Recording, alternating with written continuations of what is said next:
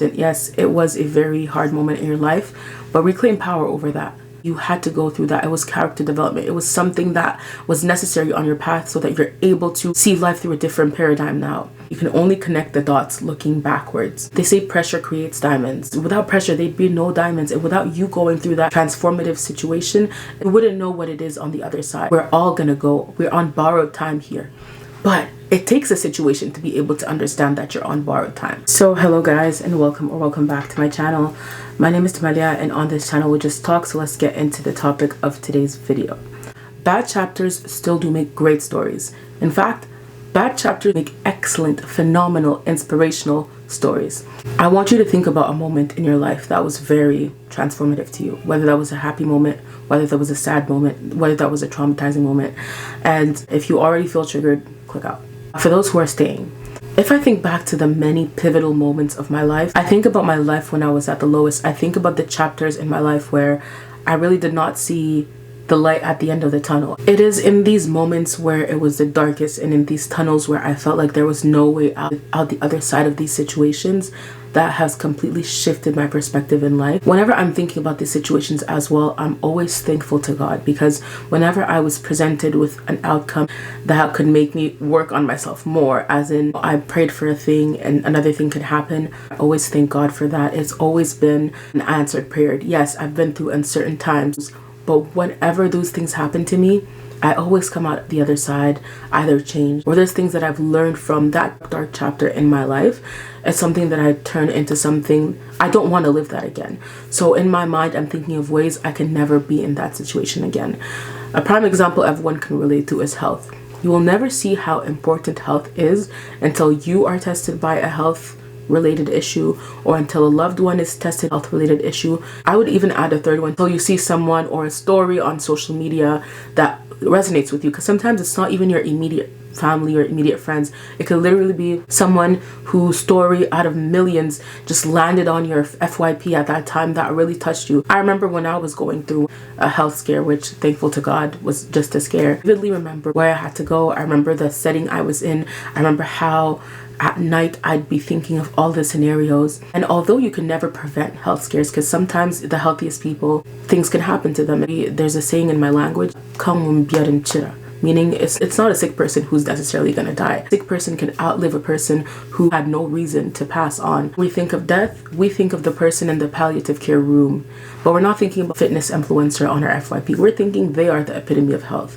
Come to know, maybe that person who was in the hospital is going to live much longer than your average runner or sprinter, who unfortunately we hear so many stories of sprinters after marathons just dropping dead. And I don't want to make this video grim, because definitely the video is not to be very dark, but after seeing health scares and seeing what it is to be in and out of healthcare facilities, that made me realize I never want to be in that situation again. So I'm gonna have to do something about it. Even though I can't control everything about it, I can try to, so that if anything happens to me, I know it's not on my end. Many things are preventable that we could do. Like a lot of these things that we're putting in our bodies are chemicals or whatsoever. And yeah, I'm not saying you should only eat fruits and veggies for the rest of your life, but you know, definitely, like maybe you're teetering on the line of high cholesterol. What can you do to change that? What can you do to help that? It ties back to the concept in Islam where it's like, tie your camel and Allah will do the rest. But I really have to talk about modesty. My most insecure times when it comes to my face, my body, whatever, that I really genuinely embraced modesty.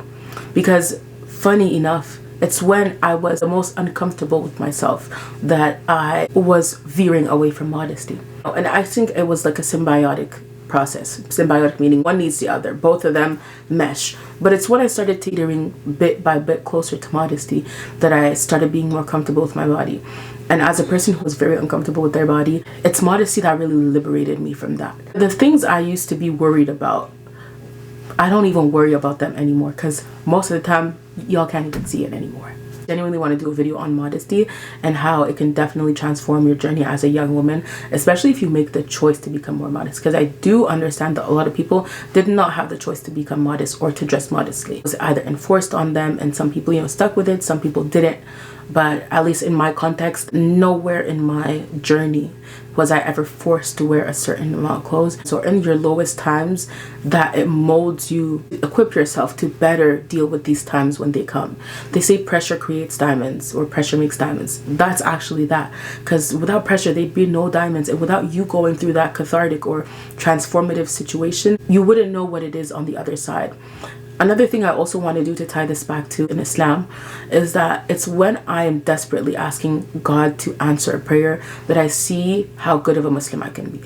Look no further to try to see what potentially good of a Muslim you can be. Look no farther than when you need something from God. When you need something from God, I promise you, all these voices in your head telling you to do things, they come mute. Or even you hear them and you ignore them. You do not want to mess it up. You know that maybe it's due to this that I might not get this accepted. I have to also stop giving other people the responsibility for what we do. At the end, the devil is going to say, I merely whispered, you answered my call. I don't have any power over you. I can whisper, I can tell you, hey, you know what, do this. But it's your choice whether you take the call or not. You see him calling on your phone. You see the caller's ID. You know how and when does he like to come and tell you to do things. Now, if you pick the call, it's on you. And I do want to say this with a little bit of nuance, because sometimes calls are harder to ignore when you're so alone and when you desperately want to talk to someone. Even if it's the wrong person calling, you're going to pick up the phone. Especially if you're lonely, or you're going to be like, someone is better than nothing. And you're going to pick that call. And sometimes it's like you had options in front of you. Like you are sitting at a table full of people. You are doing extra work to pick that call. You have to get up off the table, excuse yourself, and go pick up that call. It's not easy, but that's where working against your own self comes in. Because there's only so much an external force can let you do. You don't need to know the burglar to lock your doors. Do I need to know the burglar's date of birth? Do I need to know where he comes from? Do I need to know his favorite meal? I don't need to know that. But all I need to know is he's a burglar and I'm going to lock my doors. That's the same thing I'm saying in terms of like protecting yourself. I don't know where this next spiritual trial is going to come from. I don't know what my next test is going to be. What I can do is prepare myself so that whatever this is or whenever it comes, I'm ready to combat it. When you're in the most lowest of situations, when you feel at your lowest, when you're afflicted with poverty, when you're afflicted with health, when you're afflicted with loved ones' health, these are the times where you will not let anything in this world get in between you and the outcome you wanted. Ultimately, the worst chapters in your life can mold you into a person who, when you were going through that trial, you did not pray with prayer. And right now, when you're on the other side of that trial, right now you don't play with prayer because you've been through that trial, and it showed you the power of prayer, the power of connecting with God multiple times throughout a day, and the power of responding to this call of His. When you're afflicted with sickness that you understand, like, hey, I don't want to be in a hospital anymore. I don't ever want to sit in a waiting room. I don't ever want to wait for a call to see a result or anything. I want to make sure that I will do all that I can do in my power. Tie my camel so that if anything of this is going to happen, it's not of my doing. It's because it just happened. It's because it was my test. It's because God wanted to afflict me with that. To tie it back to the beginning, it's all about perspective. Once you shift your perspective when these kind of things happen, and I'm not here to be tone deaf because I understand that when you're in the heat of the moment or when you're in those wavy winds, you don't see it. As they say, you can only connect the dots looking backwards. You can't connect the dots looking forwards. Some select few among us who are so blessed and so in tune with God and so in tune with Allah and so confident and have so much trust that they know that anything that's happening, it's because playing part in a bigger picture, or it's a morsel of something that is better for them. But the truth of the matter is not all of us operate that way. And that's something we can develop, of course, to create more of a relationship, knowing that even though I don't understand this, I don't know why I'm failing at this, I don't know why it seems like all the doors are closing in on me, but I do believe this is happening for a reason. It takes a person who is in tune with God. It takes a person who has detached from this world to be able to operate that way. Otherwise, me and you here, in the moment, we're like, why me, why this. What I do want to say is, now that you're on the other side, because I feel like if you're here watching a random person watch a YouTube video for 30 minutes, it's probably because you're at least maybe not completely on the other side, but I'm sure the heavy winds have subsided and now you're like building your tent up back together a little bit. Right now that you are not that pit, perspective is super important, because yes, you can see something as something that happened and it was the worst thing to ever happen to you, but what did you get out of that? Sometimes it's within seeing the people close to you suffer with something. Understand that their life ephemeral. We're all gonna go. We're on borrowed time here. But it takes a situation to be able to understand that you're on borrowed time. Yes, of course, we see stories of people and sometimes it touches our heart, but sometimes we don't internalize that. We sympathize with them, but it's not until it comes to us and that we feel it that we understand how important this person is in our life. I am going to lose you eventually, or you're going to lose me. We never know how life goes. But I know that at least I want to make sure that every minute I spend with you is a minute that I'm going to enjoy and I'm going to hold on to forever.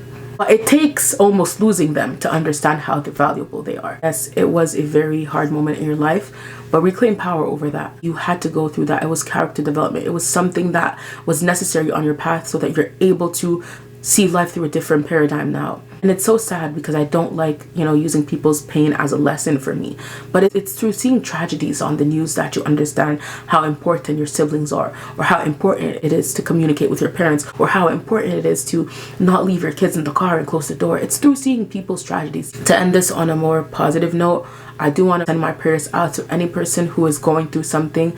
This video might be, yes, the people who have already crossed the finish line and who are recovering after a certain situation, but you might just be a person who is going through that. And I want to tell you there is light at the end of the tunnel. I am praying for you, and always pray to Allah, pray to God, and tell him, ask him to make you stronger. Ask him to bless you with the ability to just hold on to his rope. Because there's two types of peoples. The people who in hardship is when they feel like God is not there, and it's other people through hardship that their relationship strengthens. I do want to leave you guys with that. I hope you guys have a blessed week, and I hope that anything you're going through, it shall pass, inshallah.